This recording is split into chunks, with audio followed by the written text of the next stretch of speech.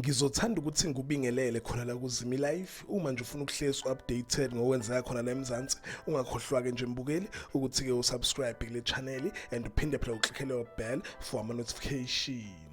Namuhla ngikuphathele indaba ezithinta abalingisi bozalo okunguBaby Cele odlala ke indawo kaGabisile, kuphinde ke futhi kube uGugu gumede odlala ke indawo kaMamlambo lapha kuZalo. Sekuvele ke indaba ezibhlungu, indaba ezithike labalingisi bayashiya ke lapha kuZalo. Lezi indaba ke ivezwe imithombo ethembakele. Ayiveli into ecacile ukuthi ke kahle kahle isiphi izathu esibenza ukuthi beshiye lapha kuZalo. Kodwa ke into abayivezile nje ukuthi ke bebengekho ke happy ngeinto eziningi khona ke kuZalo. Indaba ezibhlungu ke lezi kubathandi bozalo sibonile ke futhi nayo sibonele ukuthi ke ushile lapha kuZalo and abantu abaningi bakhalileke impela ngaye usibonelo. Enazi ke futhi ezinye nje indaba ezibhlungu ezithi ke uGabisile naye kuMamlambo bayahamba ke kuZalo. Siyazi ke babukela ukuthi uGabisile benayo uMamlambo banesikhathi ke bafika kuZalo and ke badlala indima nje enkulu lapha kuZalo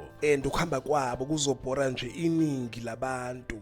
And uZalo ke laveza last week ukuthi kunama actor amasha azojoyina. Lawo ma actor ke mbukeli ngiyobuya nje ngizokuvezela wona, kodwa kancabanga ukuthi ke nawo azokhona nje ukureplace ke uGabisile benaye ke uMamlambo. Yizo ke indaba ade ngikuphathele zona lezi indaba nje ezibhlungu ezithi ke uMamlambo benaye kuGabisile bayahamba ke kuZalo. Ngivala lapha ke mbukeli, cela ukuthi ungakhohlwa nje ukuthi ke ulike and ke usubscribe. Ake ngithi ke nje danke, ngiyazibongela.